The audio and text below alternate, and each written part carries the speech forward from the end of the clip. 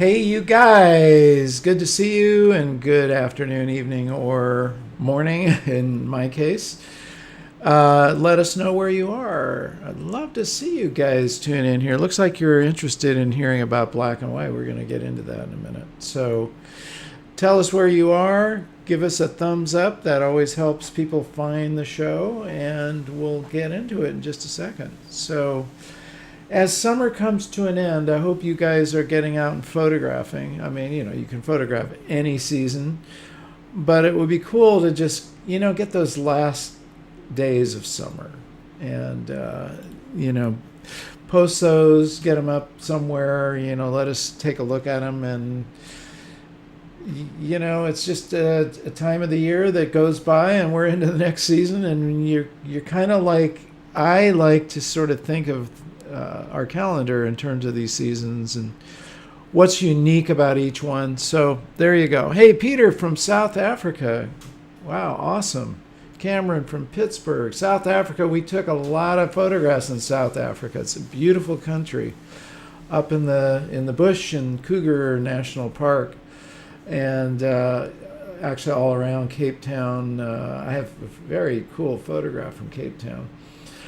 Okay, cool. Thank you guys for joining in. Paul in Oregon, Jim in Kentucky. Yeah, awesome, you guys. Okay, well, why don't we just get right into it here? So, first thing I want to let you know is I am a photographer and author here in Carmel, California. And I love to help you guys learn stuff. Today we're going to be talking about black and white photography, one of my favorite subjects. We'll get right into it in a second. But this show is brought to you by our friends at Bay Photo. Now, they will print anything. Anything. You can print color, black and white. You can get these canvas prints. These are cool. 20% off. Acrylic prints, also 20% off. And listen, get your stuff framed. It just adds such a cool dimension when you order your print with a frame. You can color coordinate it. You can also specify what match you want. It's definitely the way to go. 20% off, you guys. And as always, you'll get 25% off on your first order. I've had Bob Holmes on the show. I've had Scott Kelby, and they both said, look, absolutely, go to Bay Photo. We've been using them for years. We love them. They're awesome. They'll give you great customer service and really help you guys out. Okay? So after the show, use that code and go get something at Bay Photo. Okay. Let's talk about black and white photography. Now, if you're not familiar with, this is important, if you're not familiar with my book, Advancing Your Photography, the subject I talk about is the fact that there's 5 stages of photography, and visualization, which means seeing in your mind's eye, is at the center of that. Then you go to using your equipment. You got to know your equipment. Those are your tools, your creative tools. A camera is a creative device. It's not just a piece of stuff, it's not just a piece of metal. It is a creative device that gives you the insight and the tools to capture what you have visualized. And then you capture it, which basically means composition and lighting, and then you process it. That's very important when we're talking about black and white photography. Developing the image, which is what we do in the darkroom and we do in our digital darkroom. And the final stage is getting your work specifically out to the world. Those are the 5 stages. Now let's take a look at black and white specifically. I'm going to go over some misconceptions. And the first misconception is you just jump in and start taking photographs. Hey, how come they don't come out the way I want? I'll tell you why, because that's not where you start. You start where Ansel Adams said, one of the greatest photographers of all time, he said, visualization is the whole key. The whole key. What's a key? You got a door, it's blocking something, it's keeping you out. And if you got the key, you can unlock that door, you can open the door, you can get more creative. So he says the whole key is visualization, which means you see in your mind's eye, you see it here, right? What you intend to photograph and what you intend your photograph to look like. And this applies to capturing in your camera as well as processing, which we'll talk about in a minute. So don't think the first thing you do is just jump out there and start pressing the shutter. In fact, don't even have the camera to your face. Look around at the environment. Take it in. You know, you've heard me talk about this. Where is the light coming from? Where are the shadows? Where's this? Where's that? Where's the framing? Look around without the camera and you'll get inspired and you'll find photographs. And that's really important. You find the photograph, not your camera. Bambi Cantrell said cameras, people take pictures, cameras don't. Okay. This is an example of visualizing a photograph. It's in my book, Create. I talk about this whole story, how I got electrocuted. I fell out of a tree when I was 13. I'm not making this up, guys.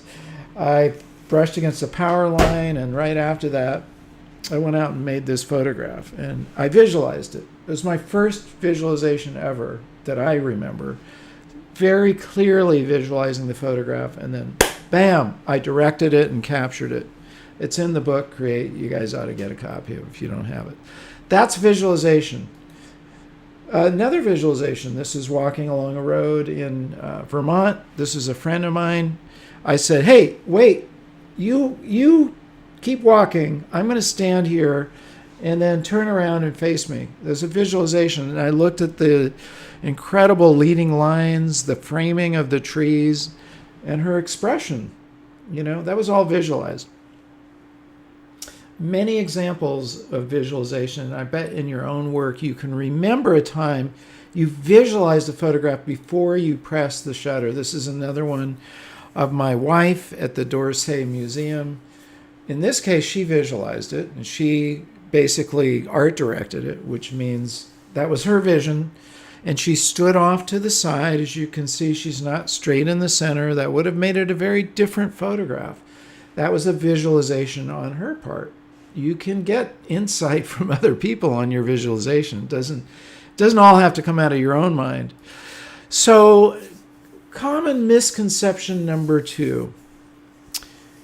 You know, don't photograph the commonplace. Look for unusual subjects only. And by the way, what should I photograph then if I don't photograph what's around me all the time? I have to somehow be magically transported, and I can only photograph when I go on vacation because it's all new and different. No, not true. And the person who really helps us understand that is Edward Weston. Now, both Edward Weston and Ansel Adams lived about 2 miles from here, from where I am right now, in Carmel, California. They lived close to each other, and they were friends. And Edward Weston said, anything that excites me for any reason, I will photograph. Anything that excites me for any reason, I will photograph. Not searching for unusual subject matter, but making the commonplace unusual. Making the commonplace unusual. Now, if you are familiar with his photography, you'll know some of the key photographs that we remember him by. One is called Pepper Number 30. We have a video of that. Jared can stick it up there. You guys can watch it later. You should be familiar with Edward Weston. He's one of the greatest photographers of the last century. But this is so important, you guys. Photographing the commonplace will open your doors, especially when we're talking about black and white photography. This is one of the first examples of me photographing the commonplace. This was school kids. This was me in the 7th grade taking a photograph of what some kids had done in our classroom. Now, I went to a kind of a free-form, pre-hippie beatnik school, where we did stuff like this, and creativity was valued more than learning grammar. I had to later in my life learn grammar, and I didn't learn it in grade school, grammar school they call it. But, I had a pretty good eye, and I turned the camera on an angle here, and but I was taking a photograph of what was at that time commonplace. It was my classroom. 12 years old. That's probably my first, and that is the first photograph that I've taken that I have sold consistently throughout the years. It's been in my books. It's been in different places. So, if we judge a photographer going professional by when you sell your work, well, I guess I became a pro at age 12. Another example of backpacking. I've done a ton of backpacking. I used to teach mountaineering. And, I came across a cabin. This is in Canyonlands, Utah. Wow, isn't it 18 or 19 maybe? And I saw these horseshoes hanging. I thought, that's, really interesting. It's commonplace. It's like part of the scene. Another black and white photograph. I'm not quite sure what camera I used. I might have used a Leica for that. I'm not quite remembering what it was. Another commonplace photograph, a dog print, a paw print in the sand. It's interesting. It's just framed by these lines, which are actually made up, that darker set of, where the sand is dark because there's some oil spill in the sand, which is unfortunate. But it makes a really interesting set of lines, almost like flames, and boom, right in the middle of it is that paw print. Another commonplace thing. Look for those commonplace things. This was taken at the same time. This was taken, I believe, with a Nikon F. Black and white film, obviously. There's that starfish washed up amongst all the rocks. Another commonplace thing that just jumped out at me. And that's really where my inspiration came from as a photographer, was from both Ansel Adams and Edward Weston, and also Henri Cartier-Bresson. Obviously, he didn't take these kinds of photographs so much as people, but Edward Weston definitely inspired me to just look for the unusual in the commonplace. Okay,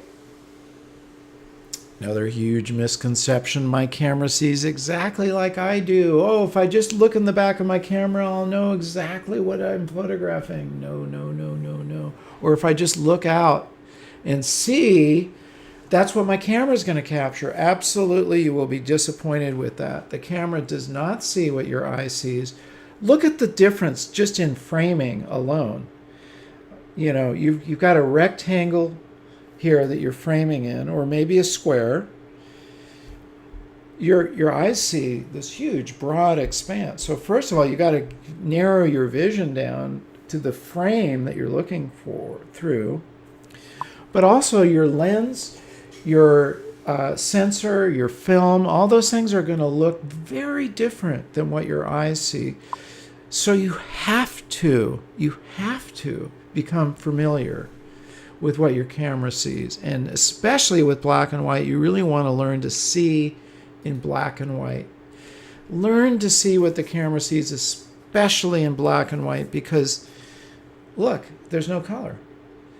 And it's not just an absence of color. You have to know, how is that sensor or your camera or your film going to treat certain colors so you can visualize that. I learned to visualize in black and white.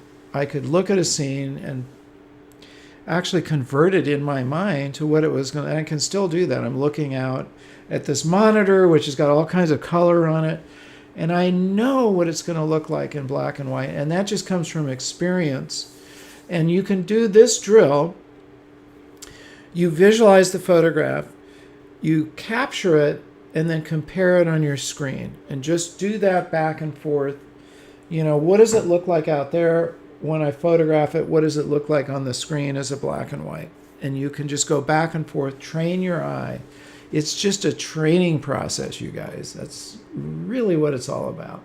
You tune in to what does it look like as a black and white, and your mind will catch on after a while. You'll get it. You'll go, it's like muscle memory. You start to develop that sense, and it really helps you with your photographs, because now you're seeing what the camera sees. Bob Holmes said there's no shortcut for that. And it's true. And you really do have to take the time, use your equipment, see what it looks like, which is another reason you shouldn't be jumping around from camera to camera to camera to camera to lens, because you're not going to be able to keep up with all those changes, and it's going to add variables to your photographs you don't want.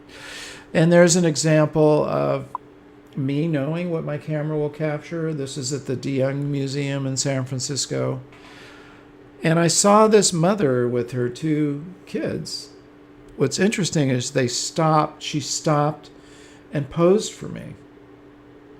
She saw me with the camera. Most people might dart away or turn around the other direction, and she stopped and allowed me to photograph her with her children. I thought it was really cool. There's reflection on the floor here. She's really looking at me. The kids aren't. This is the background. You can see the museum in the background. And this is a compositional technique called 3-point composition, by the way. It's in my book on composition. 3-point is basically you have 3 or more objects in a frame, and it's very interesting that the eye is drawn to that. It just works. Why does it work? I don't know. I don't know if anybody can tell you that, but it does work. But this was very definitely visualized as a black and white photograph. This is kids in Mexico. Also in my book, Create, you'll get the whole story about. I spent my last semester of high school in Mexico with a Rolleiflex, and I was photographing all over this little village and then even a more remote village. And this is a school. These are kids in school. And also visualized, obviously, I was shooting black and white almost exclusively. So I knew what it was going to look like. The tonality is kind of amazing. Like I didn't blow out the window in the background. And, there's really a good range here, dynamic range between a lot of whites in the shirt and some pretty deep blacks here. Also, this back door here isn't blown out. I exposed it properly. I was pretty good. I was, high school, 18 years old. No, 17-year-old kid running around with my Rolleiflex. This is another photograph of one of the workers in that project that I was working on. His name was Fausto. This is an example, obviously, of framing. And one way you can frame a photograph very well is through a window like this, or a door, or any kind of object that gives you an edge. A tree works really well. But this totally lends itself to framing, which is the window here. We made all this, everything you're looking at, we made the adobe. We hewed the wood from trees. We felled the trees and we hewed the wood and we made these planks. Everything was made by hand. Pretty amazing experience. I came back to California and I built a cabin in the mountains. It seemed so easy because I had so much more stuff to work with. I had pre-made lumber, I had nails and hammers and whatnot. This is a photograph in Paris. I just had this vision. I thought there's something about European bikes have a different feel to them. They're a little more curvy, like this seat is a little more curvy than what we have here in the U.S. And I just saw these bikes. I thought they were interesting geometry. And I certainly visualized this as a black and white. There was some color in it, but it just seemed to work more to me as a black and white photograph. And this is a photograph I took in 1965 or so when I was a kid, maybe, 14 years old. Nearby where I live right now, called Point Lobos. And, I framed the rock out there amongst these tree branches. You can see a lot of grain in the sky here. That's grainy film. I don't remember exactly what I was using, but it has a lot of grain. There's even some little dust over here on the side that I didn't clean up for some reason. Now, one thing you can do is you go back to an area and you photograph it again. And so in I think this was 2019, when we were shooting the videos for, I think this was my composition course, as I recall. Same place, decades later, different view. And it's very interesting to go back and photograph the same thing again later on. You're going to have a different take on it. Well, you'll notice, for one thing, this is framed as a landscape. This is framed as a portrait, just the way I decided to do it. The tree had actually deteriorated quite a bit. A lot of these branches were missing, so I framed it differently. There was some cool cloud cover in the sky. And, you just go back and you get a different take on it.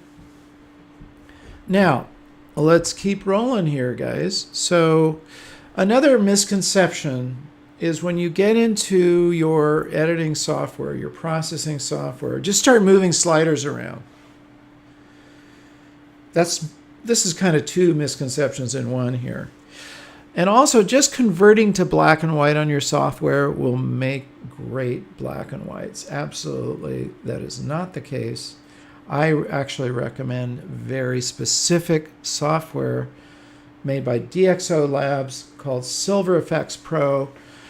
I love it because it emulates, it's as close as I've ever seen to what we did in the darkroom.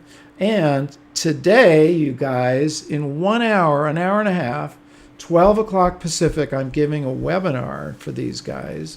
I'm actually going over these same points here, but then I'm going to jump off and give a demo of how I use Silver Effects Pro to develop a photograph. And Jared can stick that in the chat. I'd love to see you guys join us.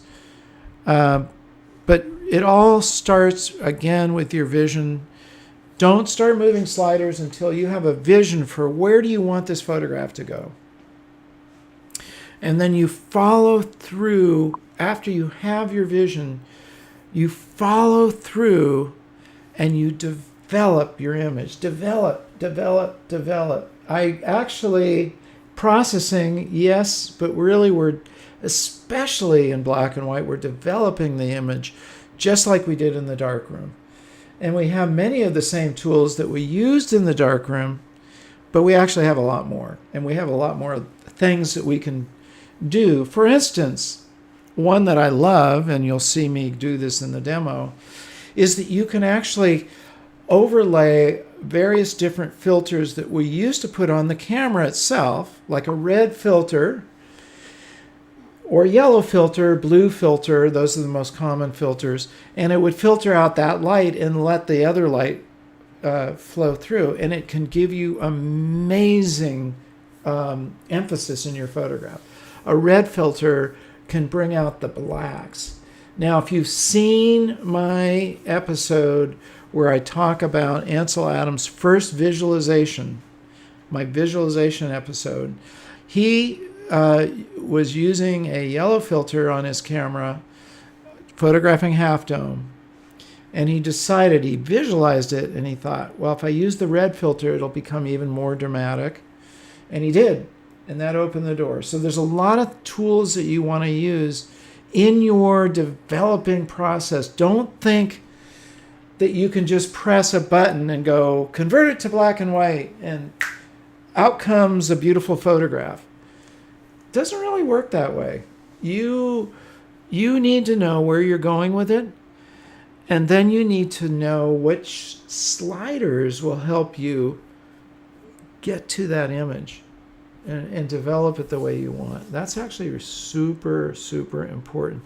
Just like in cooking, you envision what you want this meal to look like, but then you don't just pull it out and put it in the microwave, right? That would just, microwaves just beat that. They beat all the nutrition out of your food, for one thing. But that's not going to make a great meal.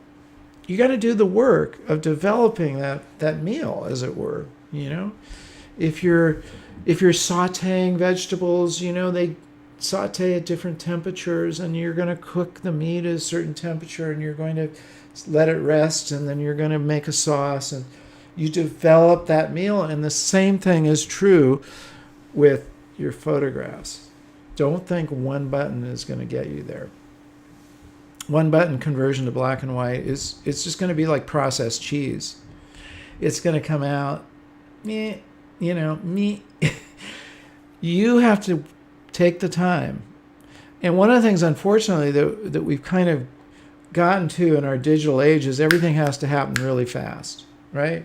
If it doesn't happen in a boom, a press of a button, it's take the time. We used to spend hours and hours, maybe days, printing one photograph in the darkroom.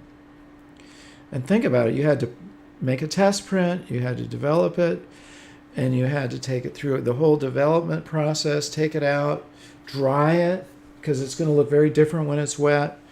You look at it and you go, okay, no, I need to change the exposure a little bit, and you got to go all the way back. At least now we don't have to do all that stuff. We can move sliders and we can do a comparison. We've got the histogram up here telling us what's going on. And the really cool thing, and I'll show you guys this, in Silver Effects Pro, they put in there the zone system that Ansel Adams developed. The zone system, really quickly, if you don't know what it is, starts off with zone 0, which is pure black, really absolutely black. There's no gray in it at all. And it goes all the way to zone 10, which is pure white. And what you want is, in your dynamic range, ideally you want to see a pure black and a pure white.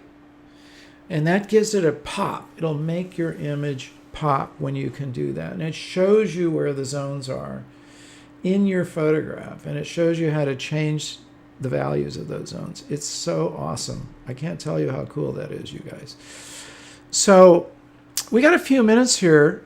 I'd like to know if you guys have questions specifically about black and white photography. I have not gotten into how to process or develop them. You guys are going to have to come to that webinar to see this. I'm giving you more of the philosophical points and the misconceptions to get out of the way. Those are key misconceptions. While you guys are throwing your questions in there, we'll just do a little refresher here, just so we don't forget. And I'll start back at the beginning here. At that first misconception is that you visualize the photograph before you press the shutter. Remember that. And that's true also in your processing. Throw your questions in there in the chat, you guys, while I'm doing this. And then we've got, why not just go somewhere unusual to photograph? Hey, I can't go out because we're in COVID and I can't travel, so therefore I have nothing to photograph. We've heard that, by the way. So look for the commonplace that's around you every single day. It's, anything that excites me for any reason, I will photograph. Say that to yourself. That should be your own personal mantra. Anything that excites me, I will photograph. I'm not searching for the unusual, but making the commonplace unusual. He did that with a pepper. He did it with a toilet bowl. He did it with a cheese grater. He did it with a lot of things. You guys can find the commonplace just like I showed you. Misconception number 3, my camera sees just like I do. No, it does not. You've got to learn to see what your camera sees, and that just comes from practice. And then the final thing is what I was going over a minute ago. You've got to visualize your photograph before you move sliders, and you've got to develop your photograph. Don't think that one button is going to get you a photograph that you really want. I can't believe you guys don't have one question about black and white photography. Come on. There's usually... So here's the deal, you guys. I'm going to invite you to, if you see that URL on the left here, see that URL right there? Jared will put the link in there. And it's in the chat, and it's also in the description. This URL right here? The register one? Oh, well, there's that, but I was also going to say you could get my book at this yes. offer here, which is, we call it, it's free. You guys cover the shipping and the handling. We'll send this out to you anywhere in the world.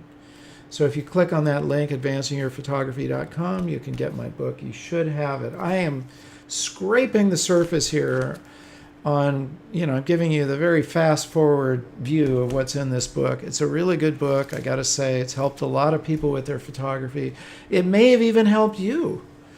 So if it did, I always like to hear about that. People write into me all the time and tell me how it's helped. I love to hear that. And I love to hear how you guys, it's inspiring you, and there's lots of tools in there.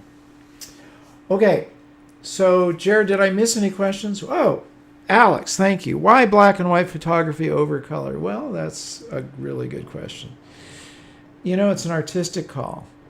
Black and white has its own, first of all, photography began with black and white. And as a film photographer, you always began with black and white photography because it was so complicated to develop color film. I don't know anybody, very few people do it. We do have a few people who have, but you could start relatively easily in the darkroom developing black and white. Alex, there's no simple answer to that. It's about art. There is an art, and I think we can all recognize it in black and white, that's just different than color. Now, color is gorgeous. I don't take photographs, I make them, but I make a lot of colored photographs, and I make a lot of black and white. And it's just your artistic call. Is this going to look better as a black and white? Is it going to look better as a color? That's your call as an artist. Let's use another analogy in music. I have an electric guitar. I have an acoustic guitar. Which is going to make this song better? Is this got a folky kind of flow to it and I want an acoustic guitar accompanying it? Or is it more like, maybe it's a little more country or rock and it's just going to sound better with an electric guitar? Or do you play it on an organ, or do you play it in a piano? These are just different tools to get your expression across. Just remember that. Cameras are tools. That's all they are. And if you can visualize what you want your photograph to look like, you can use the tool to carry it out. What does Silver Effects have over Lightroom? It has a vast number of controls that you do not have in Lightroom, a vast number. Like, for instance, I described to you two of them that are not in Lightroom.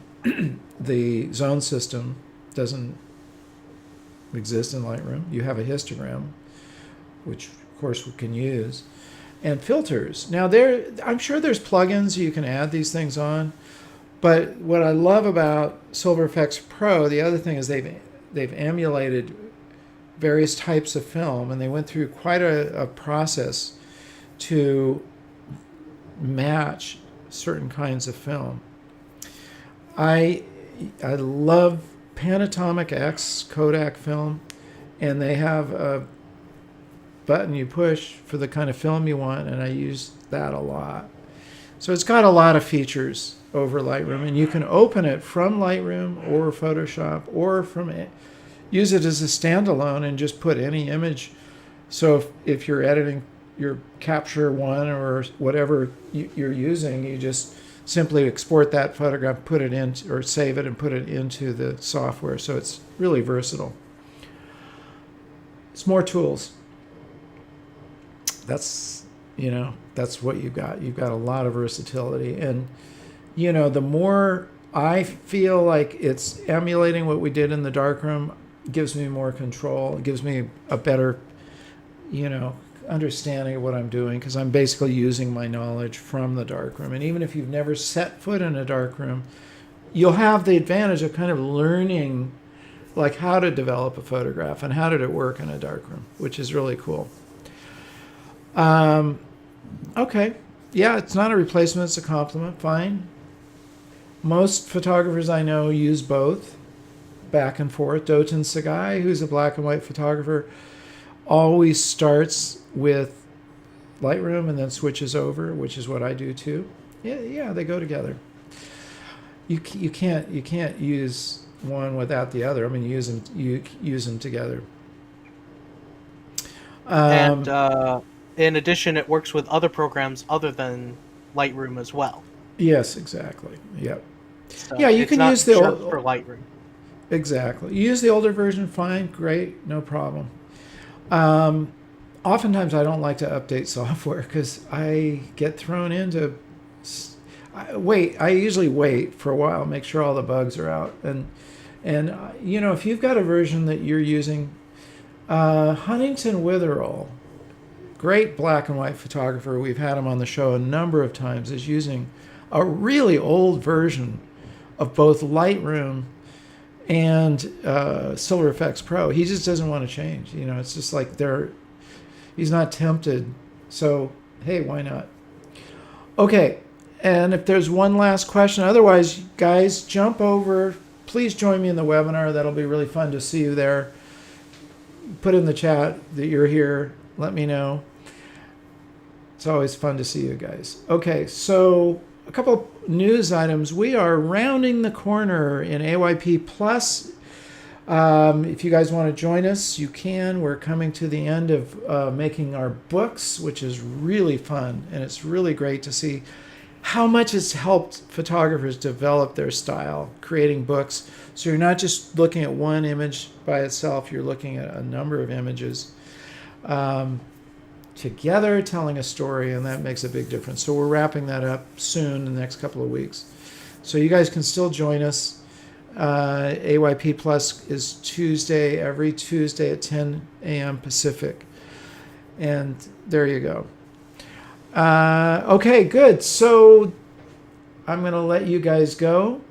And, if I missed your questions, sorry. We'll catch you later for sure. As always, hey, you know what I didn't tell you guys to do at the beginning? I didn't tell you or ask you to subscribe and enable the bell, because you want to do that. YouTube will let you know when there's a new video coming up. And I also love it when you guys leave your comments, leave your likes, obviously subscribe, share, help us get the word out to other people. That's always helpful. And if you've been around my show enough times, you'll know there's something I always say at the end that I want you to say with me. Ready? Remember to get out and capture your own images of life. Love you guys. Stay well, stay safe, stay creative, and I'll see you on the webinar, okay? And I'll see you next week.